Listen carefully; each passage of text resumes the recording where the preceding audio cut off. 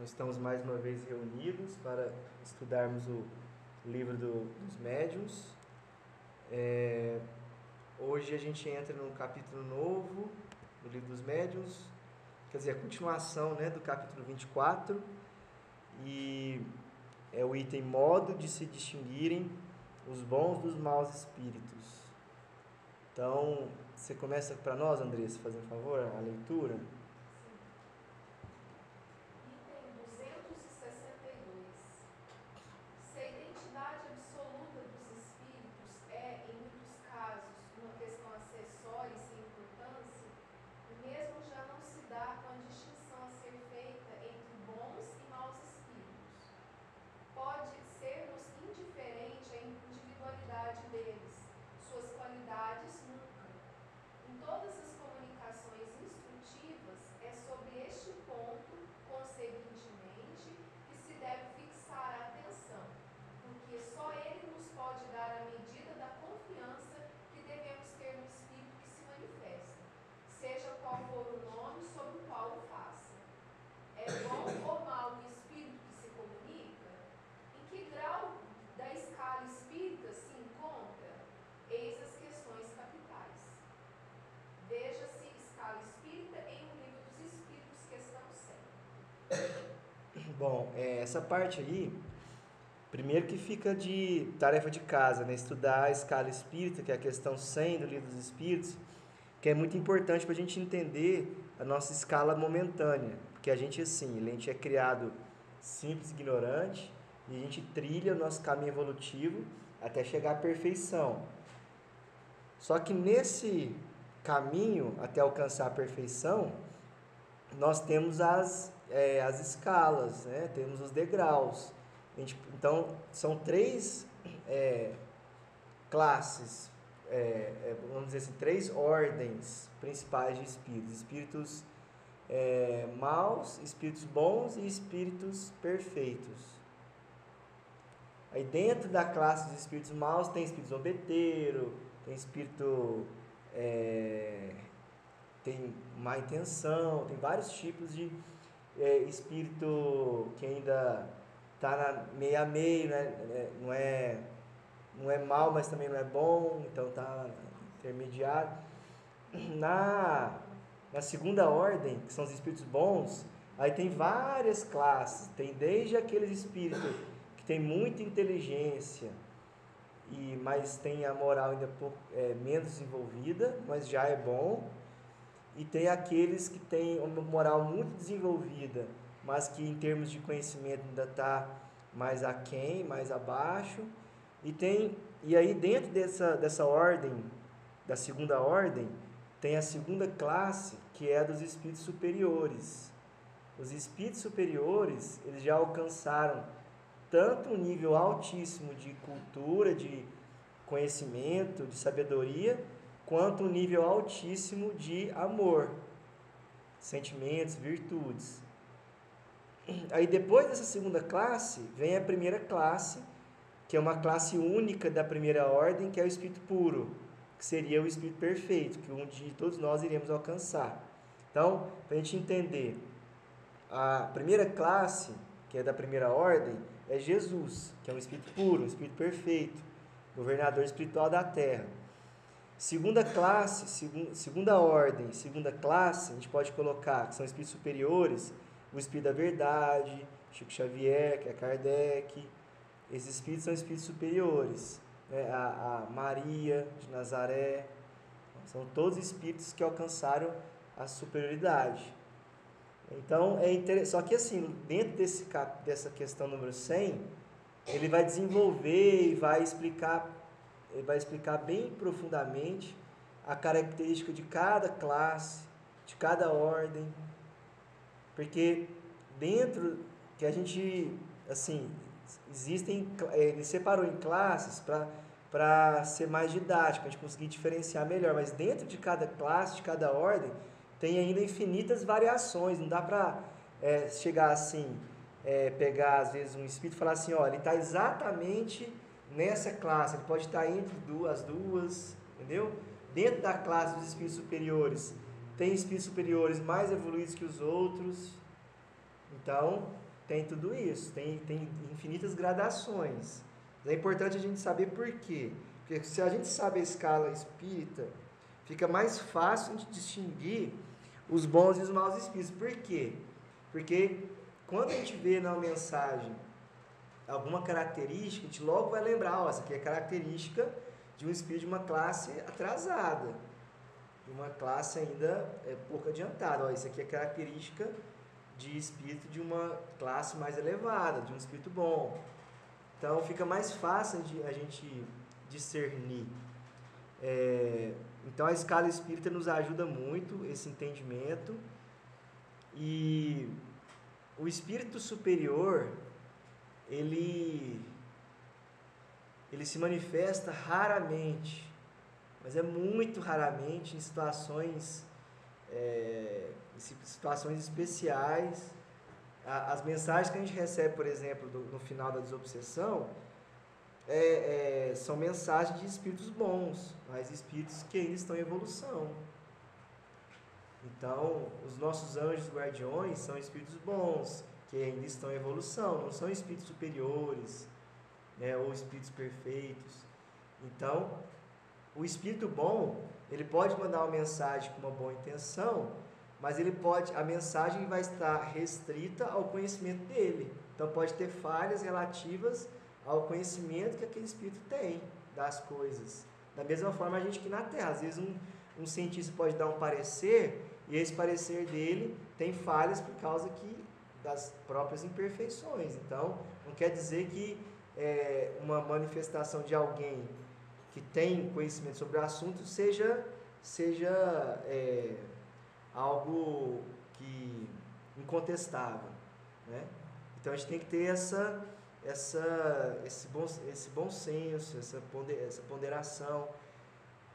O que a gente dá para a gente confiar como princípio básico e que seja uma base que a gente forma para o nosso estudo? São as obras de Kardec, as obras básicas, e as obras de Chico Xavier. Por quê? Porque são espíritos superiores.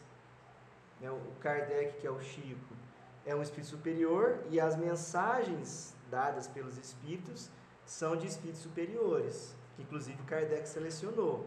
Então são mensagens confiáveis, mas se a gente pegar uma mensagem que não seja deles, aí a gente tem que colocar sob o crivo da razão, analisar muito bem, porque aí sempre vai ter partes boas e partes falhas, por causa da condição espiritual. Então, a primeira coisa que ele fala aqui é o seguinte, que a gente viu no estudo passado, que a gente saber exatamente quem que é aquele espírito não tem importância, porque às vezes o espírito pode falar que é Bezerra de Menezes, mas ser um espírito que esteja representando o Bezerra de Menezes, que esteja no mesmo nível de evolução dele.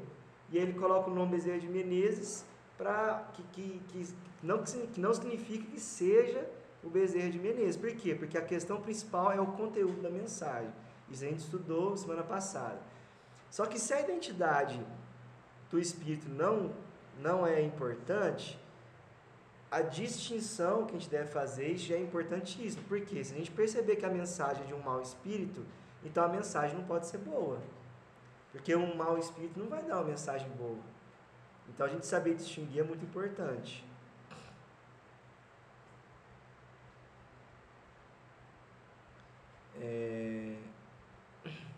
Lê para nós, Letícia, por favor. Item 263. Já dissemos que os espíritos devem ser julgados, como os homens, pela linguagem de que usam. Suponhamos que um homem receba 20 cartas de pessoas que lhe são desconhecidas, pelo estilo, pelas ideias, por uma imensidade de indícios. Enfim, verificará se aquelas pessoas são instruídas ou ignorantes, polidas ou mal educadas, superficiais, profundas, frívolas, orgulhosas, sérias, levianas, sentimentais, etc. Assim também com os espíritos. Devemos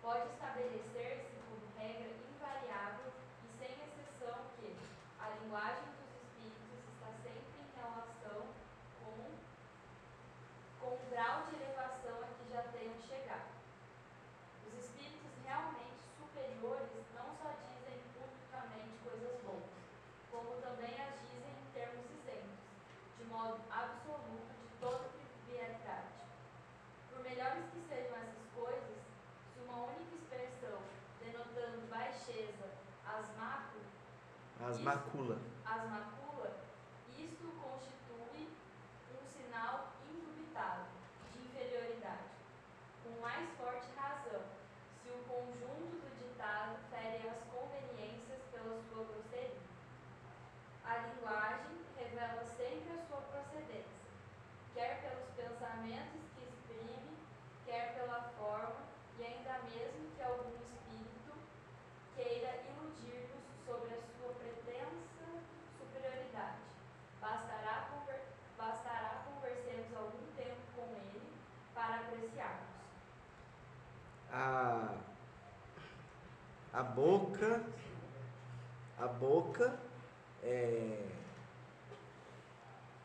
diz o que está cheio o coração, não é? Que Jesus falou?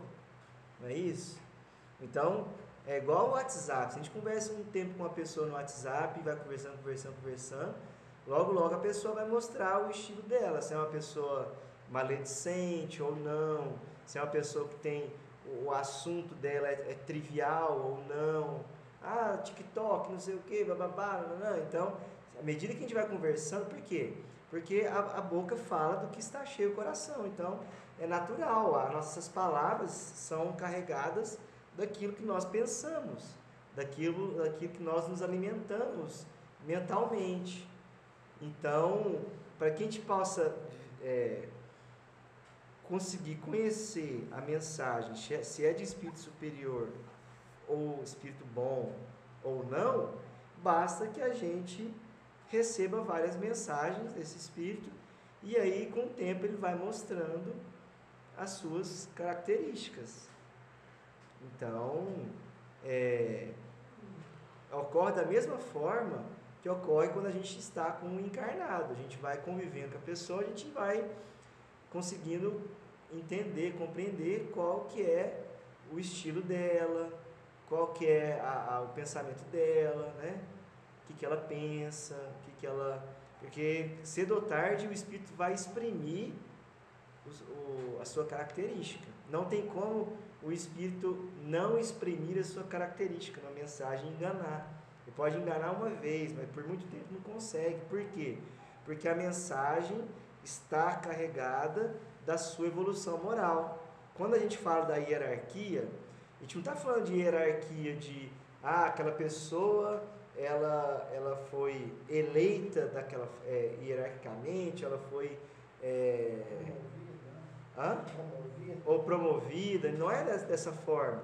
A escala espírita ela é uma distinção natural e é uma distinção que não é permanente, né? É uma distinção momentânea da qualidade moral que o espírito está. Então, quanto mais evoluído moralmente ele esteja, numa maior hierarquia ele está. Então, por que o Chico Xavier era tão... Ele se impunha de forma tão natural? Porque a sua hierarquia era moral, então era naturalmente ele impunha aquele respeito por causa da sua grandeza moral. Então as pessoas já ficam em silêncio, as pessoas já admiram, porque ela já exprime essa bondade, essa elevação. O magnetismo, inclusive fala que o Chico tinha uma aura, um magnetismo que alcançava vários metros, ia longe. Então, quer dizer, de longe você já sentia aquela vibração dele. Então, a hierarquia que existe é a hierarquia moral. Então, por isso que ele colocou até em itálico, né? A linguagem dos espíritos está sempre em relação com o grau de elevação que tenham chegado. Então, quanto mais elevado o espírito, mais elevada é a mensagem, o conteúdo e a sua linguagem. Então, o que ele fala aqui? Se a gente receber 20 cartas, a gente já vai conseguir separar pelo estilo, pelas ideias, quem que são pessoas instruídas, quem que são pessoas ignorantes, quem são pessoas bem educadas, mal educadas, superficiais, profundas, frívolas, orgulhosas, sérias, levianas, sentimentais. Então a gente consegue pelo texto, porque o texto está carregado do sentimento do espírito. Assim como se a gente escrever um texto aqui agora, se cada um escrever um texto, cada um vai escrever daquilo que está sentindo, está pensando, daquilo que está dentro de si. Então, Da mesma forma os espíritos, se a gente recebe uma carta, uma comunicação de um espírito, à medida, por exemplo, da desobsessão, como é que a gente vai conhecer o espírito? Como é que a gente vai entender a característica dele? Conversando com o espírito. Ele vai falando, a gente já vê o grau que ele está, se ele está com raiva, se ele não está com raiva, se ele está com ódio, se ele está apegado, se ele não está apegado. O espírito já, num estágio bom, um espírito bondoso, ele já fala com uma paciência, com uma pausa diferente, né? Ele já fala com uma tranquilidade diferente. Então, pela conversa, ou pela escrita, ou pela manifestação, a gente consegue já entender que tipo de espírito que está falando. E fala que é importante também, os espíritos superiores. O que é espírito superior? Muita elevação moral, muita elevação em termos de sabedoria. Então, eles não só falam coisas boas, mas fala também de forma isenta, absoluta, sem trivialidade nenhuma.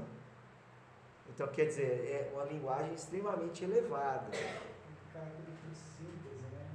De falar muito com poucas palavras, com poucas frases. Porque quando fala demais, você já vê que não é aquela superioridade toda, né? Quando fala, fica 5 minutos para falar o que podia falar em 30 segundos, né?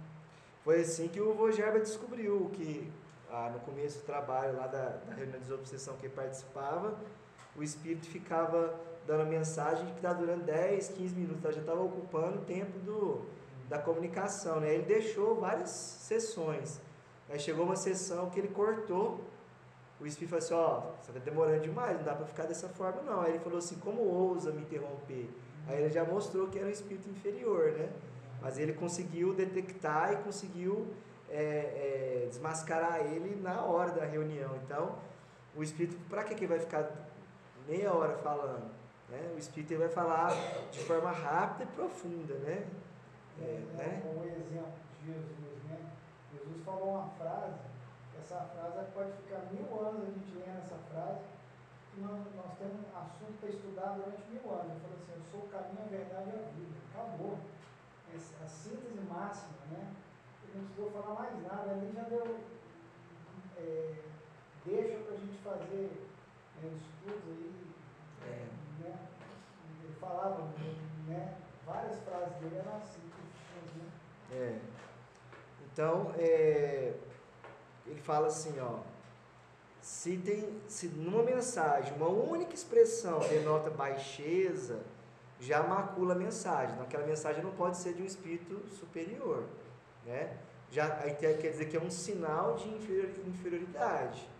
Então, agora, se o conjunto do ditado, que fala assim, o conjunto do ditado tem muita grosseria, já perde aquela lição, já perde aquela superioridade da mensagem.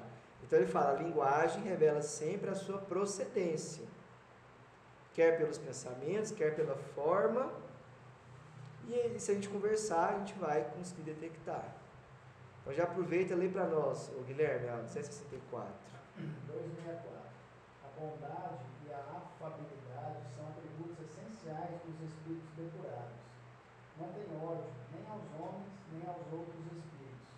Lamentam as fraquezas, criticam os erros, mas sempre com moderação, sem fel e sem animosidade. Admita-se que os espíritos verdadeiramente bons não podem querer senão o bem e dizer serão coisas boas, e se concluirá que tudo o que denote, na linguagem dos espíritos, falta de bondade e benignidade, não pode provir de um bom espírito. Bom, então, olha só, ele não vai falar coisas que remetem baixeza, né? Não tem ódio, nem aos homens, nem aos outros espíritos.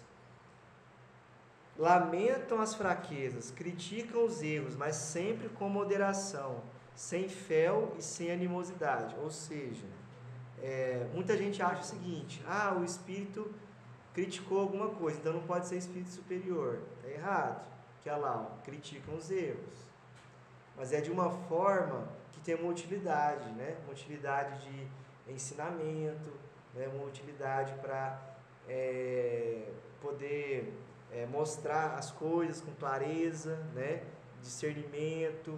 Então, existe uma utilidade maior nisso, né? Então, tem muitas pessoas que utilizam seus conceitos pessoais, falam, o espírito superior ele nunca vai criticar, e não é assim. O Kardec mostra para nós que, primeira coisa, tem que querer um bem, tem que ter um intuito maior, tem que ter uma utilidade. Segunda coisa, ele pode criticar para mostrar o que é o bem e o que é o mal. Não quer dizer que ele tem ódio, não quer dizer que ele tem raiva, né? Ele vai lamentar as fraquezas, igual fala aqui, ó, lamentam as fraquezas, sem fel e sem animosidade. Aquele exemplo do Chico Xavier, quando o pessoal foi falar com ele, distorcendo o conhecimento espírita, o que o Chico fez, né? O Chico espírita é elevadíssimo, né? Espírito superior, né? Bateu na mesa lá. Bateu na mesa bravo, assim. Porque quando era para defesa da doutrina, ou para manutenção da pureza doutrinária, eles são muito firmes. O próprio Jesus expulsou os vendilhões do templo, né?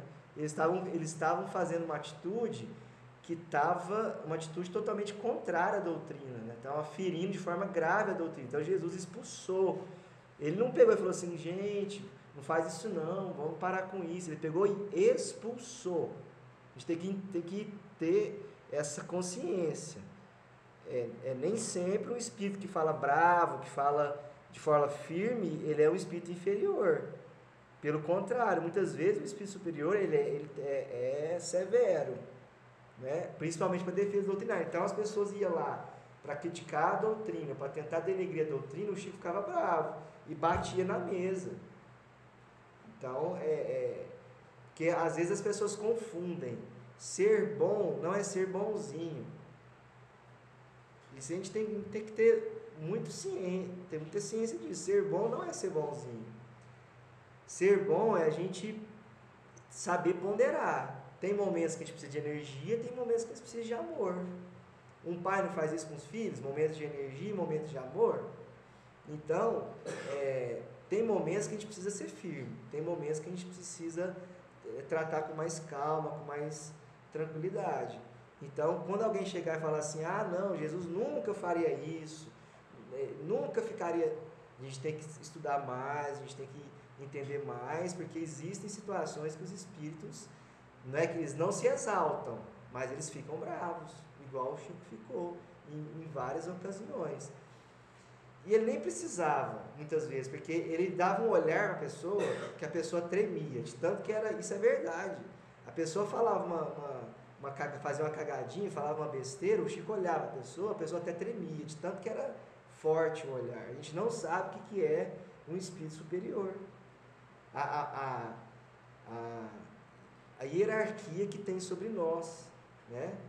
Então, quando a gente consegue discernir o bom espírito e o mau espírito, a gente começa a entender essas coisas. Por exemplo, o Lemarie e o Rostand foram coveiros do espiritismo. Eles prejudicaram muito o espiritismo na França, fizeram várias coisas. Adulteração de 2 livros do Kardec, né, da Gênese e do Céu e Inferno. Eles fizeram farsa de materialização. O Rostand lançou livros que eram contrários aos princípios do espiritismo. E aí o próprio Kardec, o Lemarie, quando o Kardec era vivo, ele trabalhava junto com Kardec, ele ficava disfarçando. Quando o Kardec desencarnou, ele quis substituir Kardec. E ele traiu Kardec, né, da forma mais vil possível. E o Rostand, quando ele lançou esses 4 livros, 4 evangelhos, o Kardec mandou carta para ele, o Kardec ele desmistificou todas essas obras, ele mostrou ponto a ponto por que elas estavam erradas, ele tentou conversar com o Rostand, falar que ele não estava no caminho certo, e aí o Kardec perguntou para o Espírito da Verdade sobre o Rostand, e aí o Espírito da Verdade, deixa eu ver se eu acho isso aqui, o Espírito da Verdade responde de forma muito direta sobre isso. Deixa eu ver se acho aqui. Fácil.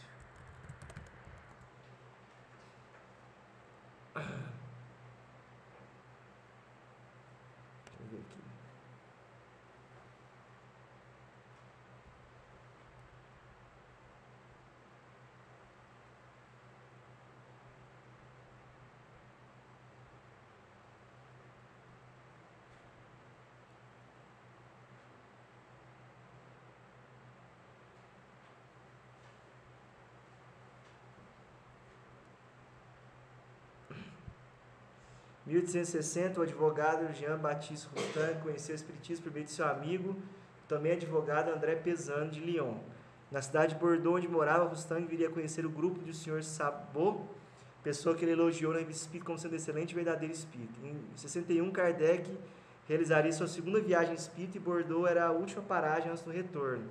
Sabot estava estabelecendo uma sociedade de estudos com diversos grupos familiares que concorreria para a universalidade do ensino e receberia todo o apoio do codificador que viria e se hospedaria em sua casa. Estranhamente, Rostand escreve uma carta para Kardec às vésperas da viagem, tentando dissuadi-lo de encontrar esse grupo, onde Kardec só teria decepções. Afirmou ainda que a casa do Sr. Sabot era precária para a hospedagem do mestre, então convidou para uma visita exclusiva em sua casa de campo, ao que Kardec, em 12 de 10 de 1961, lhe responde de maneira dura, aí ó, lhe responde de maneira dura, mas educada e esclarecedora. Após seu retorno a Paris, Kardec escreve nova carta a Rostand, 29 de 10 de 61, relatando que a viagem foi um sucesso e que a família de Sabot era bem digna de estima, diferente do quadro sombrio pintado por Rostand. Enfim, registrou que a falta de tempo impediu de visitá-lo em sua casa de campo. No ano seguinte, Kardec escreve uma terceira resposta a Rostand, lamentando o sentimento de animosidade que este nutre em relação ao seu amigo Sabot e pedindo que lhe deixe o cuidado de julgar por si mesmo se ele é digno de sua amizade. Enfim, de sua posição, ele afirma ao advogado de Bordeaux que existem coisas bem grandiosas, diante das quais as mesquinhas rivalidades se apagam, e que ele devia saber apenas que tudo o que está dito se cumprirá para a maior glória de Deus, para a felicidade da humanidade. Naquele mesmo ano, quando Kardec se preparava para seguir de Lyon a Bordeaux, os espíritos ainda viriam a confirmar-lhe a personalidade orgulhosa de Rostand, presa fácil da obsessão que daria origem ao maior desvio do espiritismo. Então, tem uma pergunta que o Kardec faz ao Espírito da Verdade. Deixa eu ver se a gente acha aqui.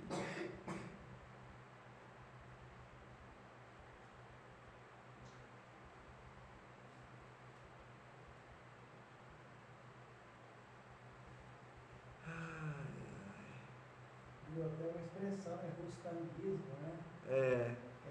Tem isso, né? Não, antigamente existia essas... Rostanguismo.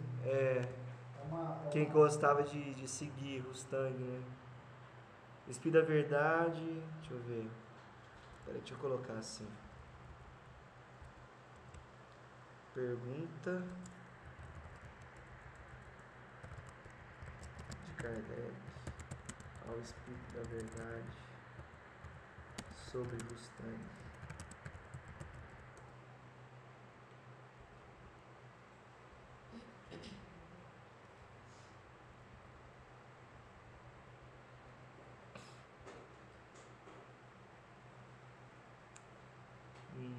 Acho que não vai aparecer aqui. Um vídeo ali em cima. Mas queria achar o...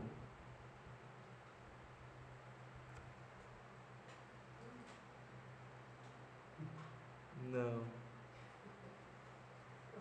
Teve que... depois a gente...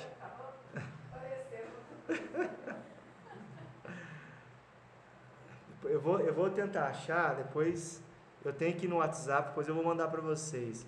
Mas a resposta do Espírito da Verdade foi isso, foi bem direta, falando assim que o Rostand era um exaltado e que não merecia ficar maiores preocupações naquele momento, né?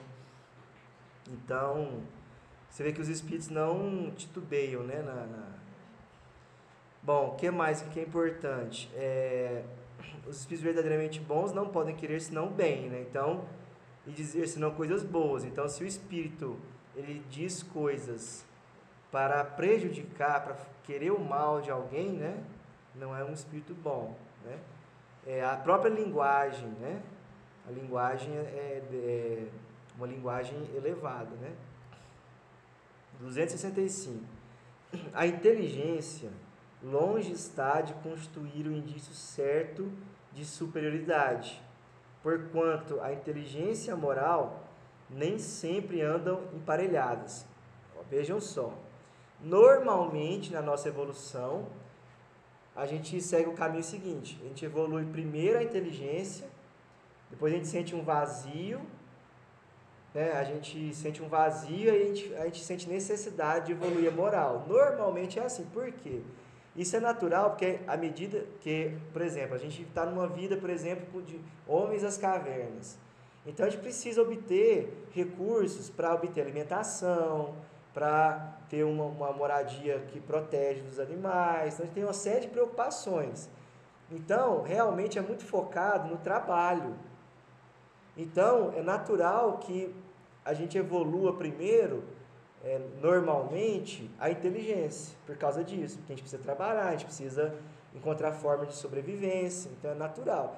Depois que a gente consegue chegar num nível de conforto, num nível de inteligência, a gente sente um vazio e necessidade de evoluir moralmente. É claro que tem certos espíritos, principalmente os espíritos que trilham um caminho de muitas existências femininas, que eles vão acabar desenvolvendo a moral primeiro.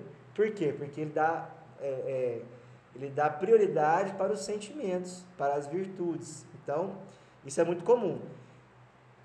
Inclusive, as falanges dos espíritos trevosos, os líderes, são espíritos extremamente inteligentes, muito inteligentes, que organizam, por exemplo, para prejudicar uma pessoa com muita antecedência, faz uma organização muito antecipada e bem feita, só que moralmente são atrasadíssimos, estão na época quase no começo da evolução moral, então vai usar a sua inteligência para o mal. Então é isso que ele vai falar aí, ó, pode um espírito ser bom, afável e ter conhecimentos limitados. Esse espírito, normalmente, na comunicação dele, ele vai falar assim, olha, tal situação é assim, assim, mas eu não tenho condições de explicar a fundo esse tema e que eu deixo para um espírito de uma envergadura maior para poder trazer a resposta desse assunto. Então, normalmente, o espírito que ele é bom, mas tem conhecimento limitado, que ele seja humilde nesse sentido, né? Ao passo que outro, inteligente, instruído, pode ser muito inferior em moralidade. Inclusive, os espíritos falam assim, é preferível que o espírito seja evoluído em moralidade e tenha conhecimento limitado, do que ele ter muito conhecimento e pouca moralidade. É preferível a gente ser um espírito evoluído moralmente. Porque o evoluído moralmente, ele vai conseguir trilhar um caminho de mais amor, de mais auxílio às pessoas. Ele pode ser enganado por alguma... Porque assim, o conhecimento nos faz discernir melhor. Então, o espírito que é bom, mas tem conhecimentos limitados, ele pode ter uma condição de ser enganado. Mas o caminho dele, se ele já é mais evoluído moralmente, ele vai trazer auxílio às pessoas aqui ao redor dele. E aí, naturalmente, ele vai desenvolvendo seus conhecimentos. Agora, um espírito tem muito conhecimento, muito inteligente, e pouca moralidade, ele vai fazer muita cagada, vai errar muito, vai prejudicar muitas pessoas. Então, ele vai se endividar muito, né? Então, é interessante que uma vez perguntaram para Emmanuel, no Consolador, como que foi a evolução de Jesus. Aí ele fala um negócio interessante, que a evolução normalmente a gente evolui em espiral. Por que em espiral? Porque a gente vai errando e acertando. Então a gente fica às vezes muito tempo parado repetindo. Então a gente vai evoluindo, mas em espiral. Então ele vai evoluindo devagarzinho. Por quê? A nossa evolução é como se fosse uma escada mesmo. Então tem gente que sobe a escada direto. Tem gente que sobe a escada fazendo zigue-zague nela. E é uma escada mesmo espiritual, o símbolo. No livro lá, está mostrando bem hoje, a grande cinta. Geralmente os espíritos sobem 2 degraus e descem 1. Sobe 2 e desce 1. Porque fica o espiral, como se fosse espiral, né? Esse descer é para firmar o conhecimento, faz 2 vezes a lição. Esse descer é como se o espírito estivesse estagnado. A gente sabe que regredir não regride, né? Mas é mais um endividamento, né? O espírito progride e endivida. Progride e se endivida. Então fica nessa espiral, né? É porque é importante a gente falar isso, porque muita gente acha que existe regressão, e não existe. Isso é uma ideia que existia principalmente entre os egípcios, os povos antigos, porque foram degradados. Aí quando eles foram degradados, quer dizer, o espírito ele manteve o seu grau de evolução, mas ele foi para um planeta inferior.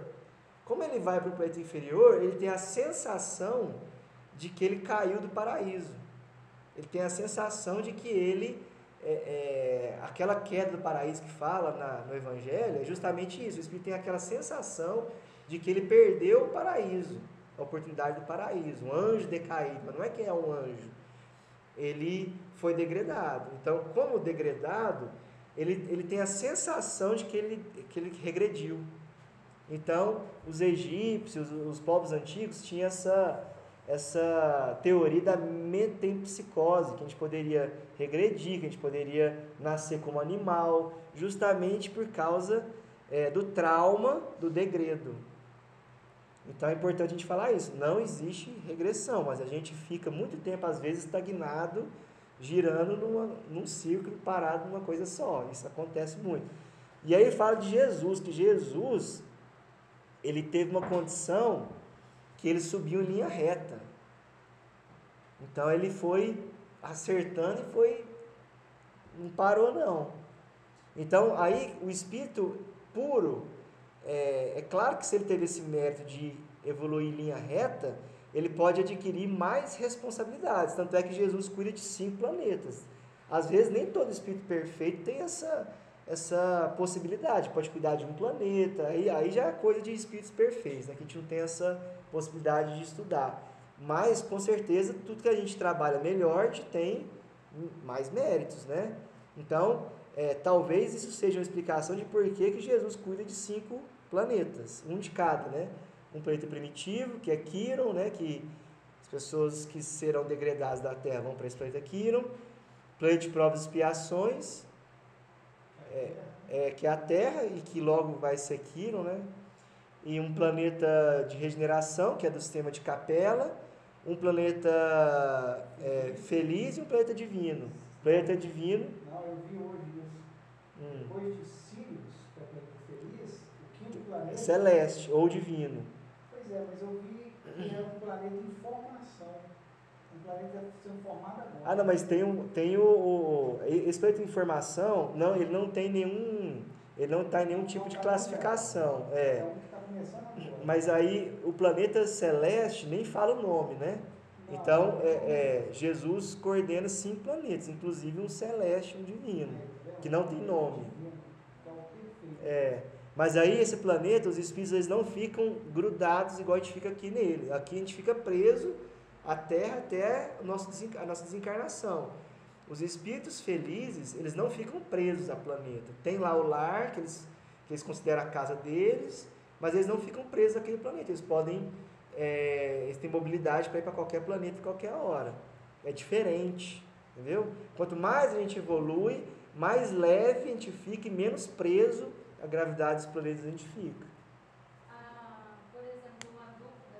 Então, se a gente pode, meio que não regride, a gente não pode reencarnar, por exemplo, como animal? Não, essa é a teoria da metempsicose, que a gente poderia reencarnar como animal. Não, porque o estágio do animal a gente já passou. O que é ser criado simples e ignorante? A gente começar a existência unicelular, como se fosse um vírus, um protozoário, bem simples. E a gente passou por todas as escalas. A gente passou mineral, vírus, animal, vegetal, animal, até chegar no ser humano. A gente passou por todas as fases. Já passou, acabou. O conhecimento que você adquiriu, acabou também. Você nunca mais perde. Então, essa questão de reencarnar como animal é um trauma de espíritos degradados, que tem essa sensação de que isso é possível pela situação que ocorreu. Para a gente conseguir passar do estágio mais simples até chegar no estágio humano, lá no livro Evolução em 2 Mundos fala, a gente demorou 1,5 bilhões de anos. Não, para o simples ignorante, para o ser humano. Do mais simples protozoário até humano. 1,5 bilhões de anos. Então a gente é bem antigo, né?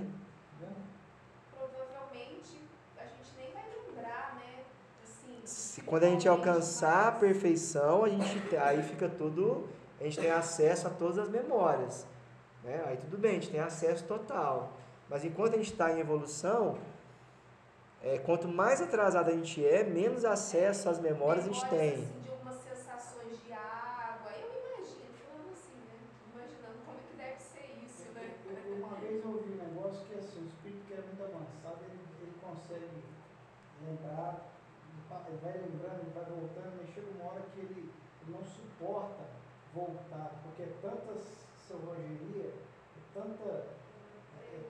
uma coisa tão grosseira, tão bárbara, que ele já... Ele não tem necessidade de lembrar uma sensação que ele tinha no estágio inferior. Não tem necessidade disso. Se for nesse... Ele vai descartando. Porque assim, imagina você se ver canibal, você se ver na idade média. Se for importante para ter uma utilidade essa lembrança, ele pode até lembrar, mas ele não vai sentir o que ele sentia antes, porque isso já passou, né? Ele pode lembrar o que aconteceu, que tipo de animal que ele foi, mas não para reviver, entendeu? O que a gente pode reviver são fases como humanos, que a gente já teve. Por exemplo, eu preciso reviver, é como se fosse uma biblioteca que a gente pudesse entrar numa tela e ver lá, e ver como se fosse ao vivo, assim, como se a gente estivesse vivendo mesmo aquela época.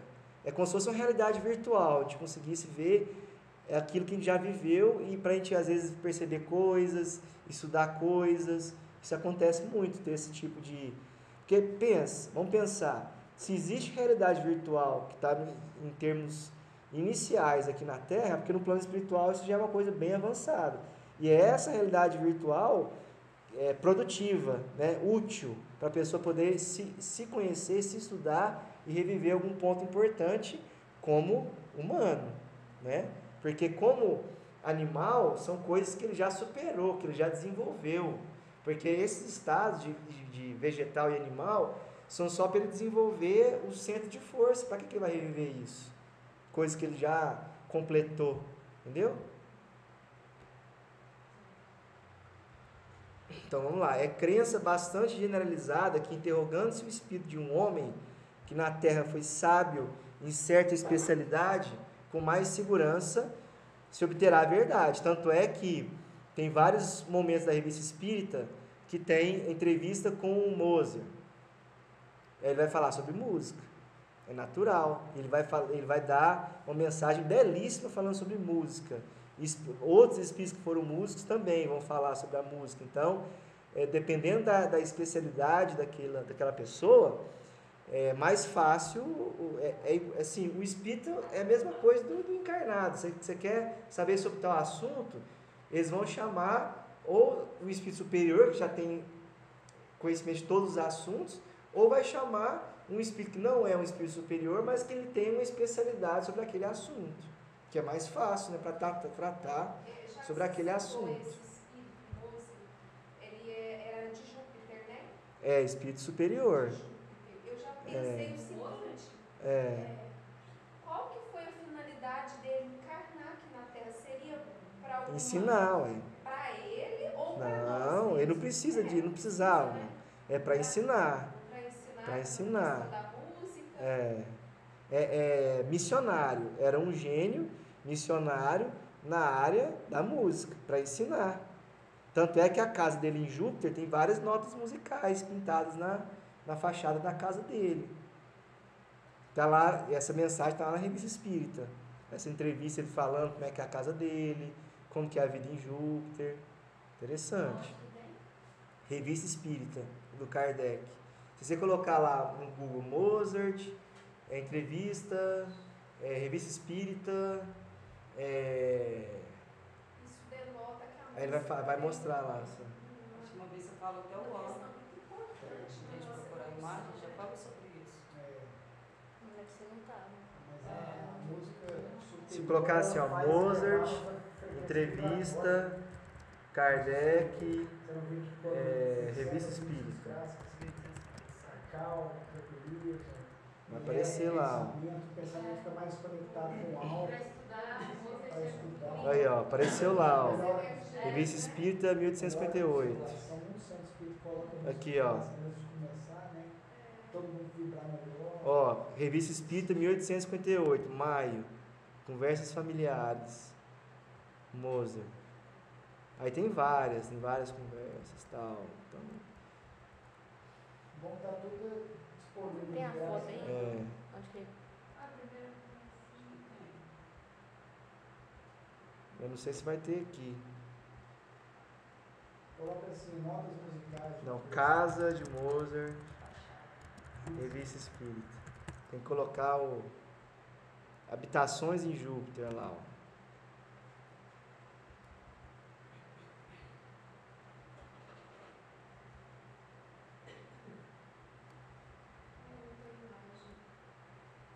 E se você for Vou- a parte de imagem? É. eu lembro que você tinha A achado. gente tem.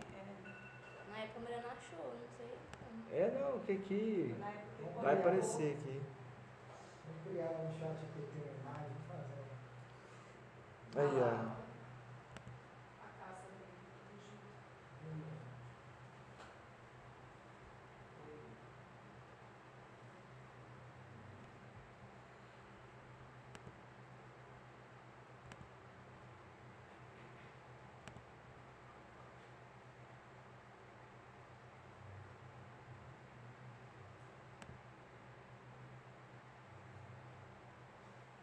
Sei o que é,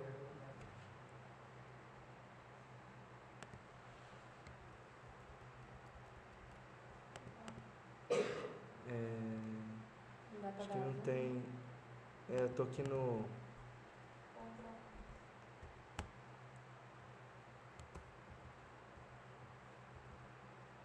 Não vai dar pra ver direito, mas lá vocês dão uma olhadinha em casa, que vai. Tem, aqui na porta aqui, ó, tem uma clave musical. É, dá pra ver, mas são Né? Tem aqui, ó, tem umas notinhas aqui, tá vendo? É, As notinhas na casa, então é bem. Quanto o espírito mais avançado mais também em todas as áreas, né? Na área artística, todas as áreas. Evolução. Bom, vamos terminar aqui então pra gente. Isto é lógico, entretanto, nem sempre é o que se dá. A experiência demonstra que os sábios, tanto quanto os demais homens, sobretudo os desencarnados de pouco tempo, ainda se acham sob o império dos preconceitos da vida corpórea. Eles não se despojam imediatamente do espírito de sistema, quer dizer, às vezes vai chamar um espírito que é especialista naquele assunto, mas ele está arraigado de preconceitos ou de definições daquele assunto, mas mais apegados à terra, entendeu? Não vai ser um conceito de elevação espiritual, entendeu? Ou seja, ele não se desapegou ainda da terra. Está com aqueles preconceitos das coisas da terra ainda, né? Ele não está ainda com os conceitos espirituais, né? Daquela coisa. Ele não se reestabeleceu lá. Exatamente. Aqui, ó, pode, pois, acontecer que, sob a influência das ideias que esposaram em vida e das quais... Apagou. Desculpa aqui que eu bati o pé aqui. Vocês vão precisar prestar atenção aqui agora. Pode, pois, acontecer que, sob a influência das ideias que esposaram em vida e das quais fizeram para si um título de glória, vejam com menos clareza do que supomos. Então, o orgulho impede que eles vejam de forma clara. Não apresentamos este princípio como regra, longe disso. Dizemos apenas que o fato se dá e que, por conseguinte, a ciência humana que eles possuem não constitui sempre uma prova de sua infalibilidade como espíritos, ou seja, a mensagem precisa ser analisada, né?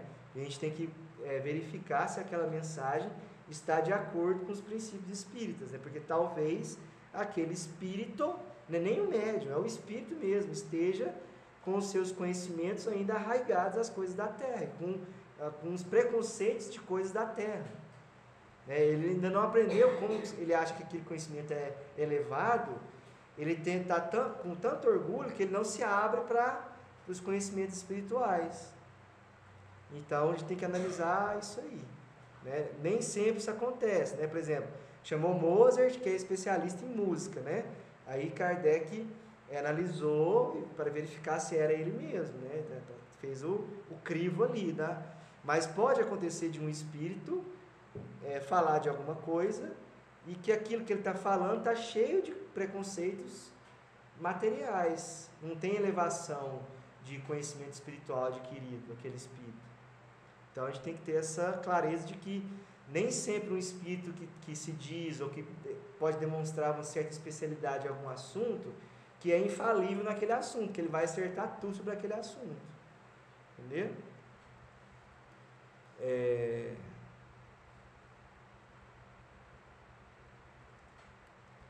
Vamos terminar aqui, porque senão a gente não fica sem a gente concluir sobre esse assunto. Submetendo-se todas as comunicações a um exame escrupuloso, aí é isso que a gente está falando, perscrutando-se-lhes e analisando o pensamento e as expressões, como é de uso fazer-se quando se trata de julgar uma obra literária, rejeitando-se sem hesitação tudo que peque contra a lógica e o bom senso, tudo que desminta o caráter do espírito, que se supõe ser o que se está manifestando, leva-se o desânimo aos espíritos mentirosos, que acabam por se retirar, uma vez fiquem bem convencidos de que não lograrão iludir. Então, se a gente tem bom senso, se a gente analisa, se a gente julga como qualquer obra literária, se a gente faz uma reflexão sobre o assunto, analisa mesmo com bom senso, e a gente consegue desmentir o espírito, aquele espírito mentiroso que estiver manifestando, ele vai desistir de tentar iludir, porque vai ver que não consegue. Então, a gente precisa sempre ter esse olhar crítico, né? Sempre vendo se tem lógica, se tem bom senso. Como é que Kardec fazia para separar as mensagens? Ele via a lógica, o bom senso, a elevação do conteúdo e da linguagem e o controle universal do ensinamento dos espíritos. Ou seja, o que é o controle universal? A mensagem, ela só pode ser uma revelação ou elevada se ela não ficar restrita a algum médium. Ela tem que vir de vários médiuns de vários lugares diferentes ao mesmo tempo. Ela não pode ficar restrita a um médium só, porque a verdade ela é universal. Então ela vem por vários médiuns, né? Aquele mesmo assunto vem por vários médiuns. Repetimos, este meio é único, mas é infalível, porque não há comunicação má que resista a uma crítica rigorosa. Os bons espíritos nunca se ofendem com esta, pois que eles próprios a aconselham, e porque nada tem que temer do exame. Então, o bom espírito ele não se melindra. O espírito mau, o espírito atrasado, ele vai se melindrar. Você vai criticar, ele vai achar ruim. Então, a gente tem que, se a gente souber ir nesse sentido, a gente já... Melindra é quando tudo que você fala, o espírito fica... se você coloca uma crítica, ele já se ofende, porque não pode ser espírito bom, né? Porque o espírito bom ele não tem medo de ser analisado, né? Apenas os maus se formalizam e procuram evitá-lo. Evitar o quê? O exame, a crítica, porque tudo tem a perder. Só com isso provam o que são. Eis aqui o conselho que a tal respeito nos deu São Luís. Qualquer que seja a confiança legítima, olha como é que é a mensagem do Espírito Superior. Qualquer que seja a confiança legítima que vos inspirem os espíritos que presidem aos vossos trabalhos, uma recomendação há que nunca será demais repetir e que deverias ter presente sempre na vossa lembrança, quando vos entregais aos vossos estudos. É a de pesar e meditar. É a de submeter ao cadinho da razão mais severa todas as comunicações que receberdes. É a de não deixardes de pedir as explicações necessárias a formardes opinião segura, desde que um ponto vos pareça suspeito, duvidoso ou obscuro. Então, essa foi uma orientação que ele deu para Kardec e para aquelas pessoas naquela época que estava sendo codificado o Espiritismo. Mas, normalmente, hoje, a gente não pede, assim, uma explicação ou uma comunicação para explicar alguma coisa, porque todas as explicações, todos os princípios já estão em Kardec Chico. O que a gente deve fazer quando a gente for estudar Kardec Chico? Muita gente usa isso para falar assim, eu não aceito o Chico porque eu coloco sobre o crivo da razão, tem muita coisa que eu não aceito. Aí aquela pessoa é orgulhosa. Porque quando a gente acha alguma coisa que a gente acha que está errado em Chico Xavier ou Kardec, o erro está com a gente, não está no livro. Então, o que a gente tem que fazer? Mesmo esses livros, a gente tem que analisar, tem que meditar, tem que submeter ao cadinho da razão. Por quê? Porque o estudo pessoal, ele exige que nós tenhamos esse tipo de pensamento, de ficar refletindo, de ficar analisando, para a gente aprender mais. E se porventura alguma coisa que a gente lê, a gente não aceitar ou não entender, a gente deixa, continua estudando, depois a gente volta, porque talvez aquela coisa que a gente não entendeu ou não aceitou é alguma coisa que a gente ainda não está preparado. Então a gente pausa, deixa aquilo ali, continua estudando, depois volta. Depois aquilo ali, naturalmente, a espiritualidade esclarece a gente. Tem maturidade ainda, né, para entender. Então são duas coisas diferentes. Quando a gente está estudando as bases, os princípios, a gente tem que ter uma reflexão, mas uma reflexão humilde, que a gente sabe que Kardec e Chico são os princípios, as bases do espiritismo. Quando a gente vai ler outras mensagens, aí a gente tem que ter muito cuidado, porque aí a gente tem que ter essa meditação, submeter ao cadinho da razão, refletir, analisar, criticar. Por quê? Porque naturalmente essas coisas que estão fora de Kardec e Chico tem coisas boas e coisas ruins, a gente precisa filtrar. Então, qual que é a melhor forma de a gente conseguir filtrar obras que estão fora de Kardec e Chico? É a gente primeiro estudar Kardec e Chico, para a gente ter uma base segura. Porque se a gente começar em obras fora de Kardec e Chico, vai mais confundir a gente do que ajudar. Então a gente precisa primeiro fortalecer em Kardec e Chico, para a gente poder ter um filtro bom. Robertinho, o Chico Xavier são 500 e quantos mil? Pois é. Aí, meu amigo, já deu 10 encarnações já, só de cada Como é que você falou? O Kardec fazia as 3 coisas? Como é que você falou?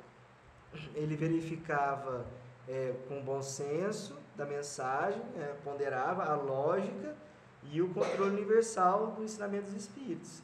E a quarta coisa é verificar se a linguagem, se o conteúdo condiz com o espírito, condiz com a elevação do espírito. Em Belo Horizonte, no centro que eu frequentava, eles falavam também, eles resumiam, os colégios falaram, tá tudo certo, eles falavam assim que era lógica, razão, bom senso, se é bom e se é útil. Aí você... É porque faz parte, isso aí faz parte até do Sócrates. Tem os 3 crivos de Sócrates, lembra disso? Então, a lógica, a razão é bom senso. E quem que é o Sócrates? Pois é. É ele mesmo. É o Espírito da Verdade, né?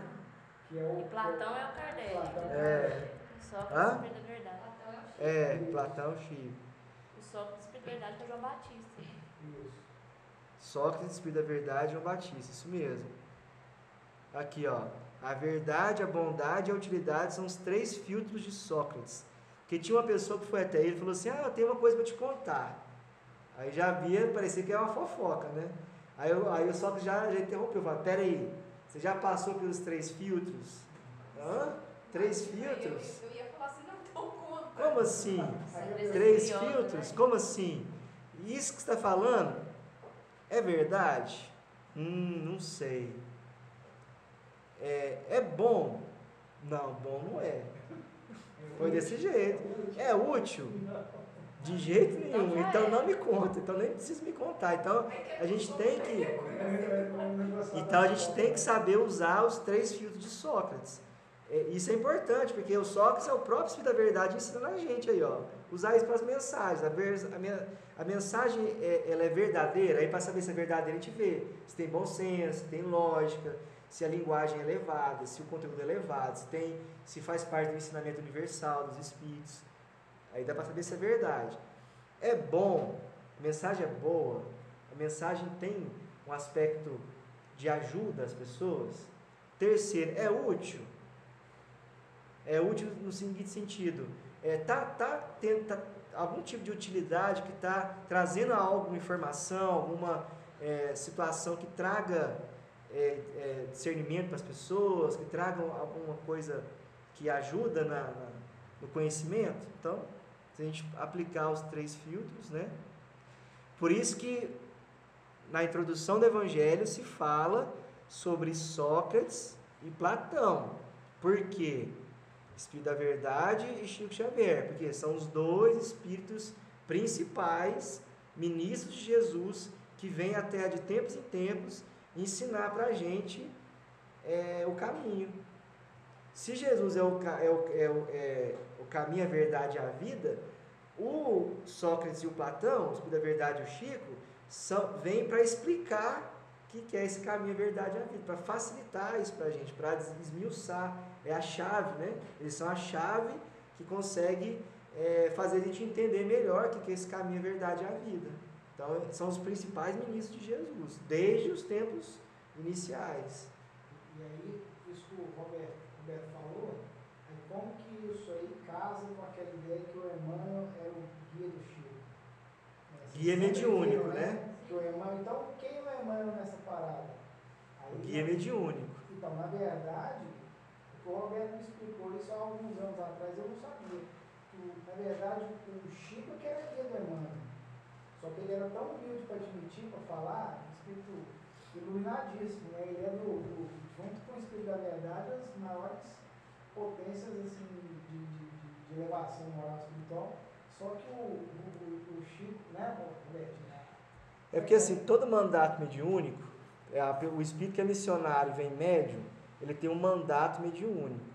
Então ele tem uma responsabilidade maior e eles designam um espírito que não necessariamente seja mais evoluído que aquele espírito, mas que seja responsável por guiar, por tratar da mediunidade daquele missionário.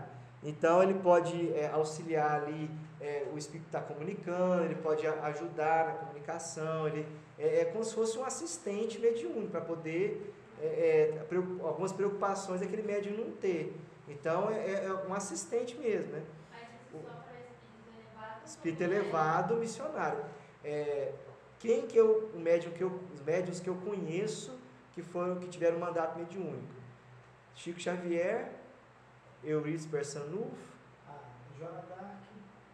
Joana d'Arc. Entendeu? Porque Joana d'Arc é a reencarnação do Judas Iscariotes, né?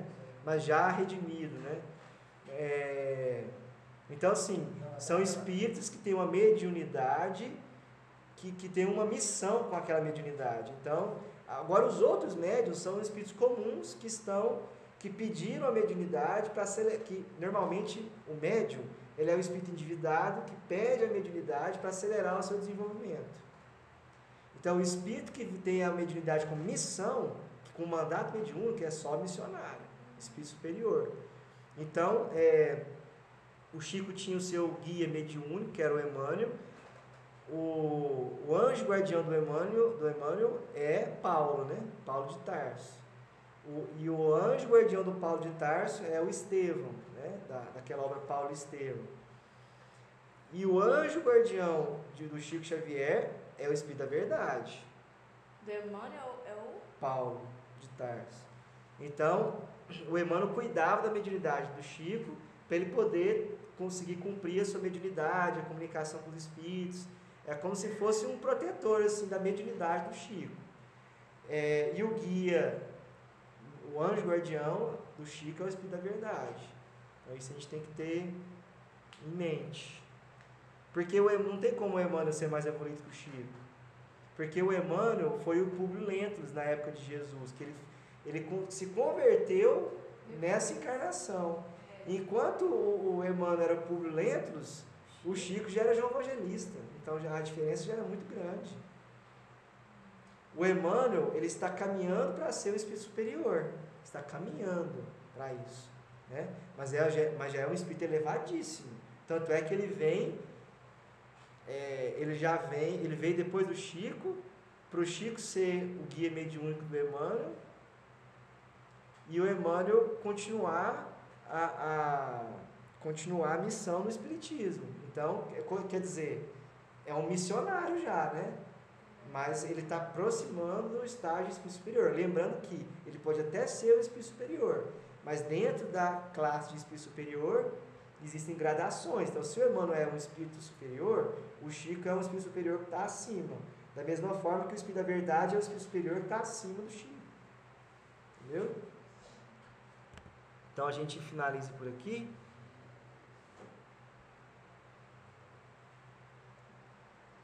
Beleza. Deu 1h06.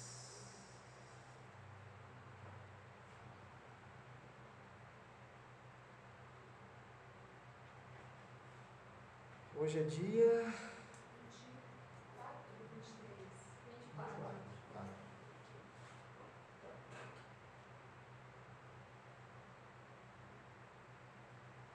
Então, gente, a gente tem muito que estudar, muito que trabalhar, né? Aproveitar essa encarnação. Achei engraçado, não sei se vocês perceberam que a gente riu, que na hora que a gente estava procurando, agora que acabou a gravação, né? Agora não tem problema falar, né?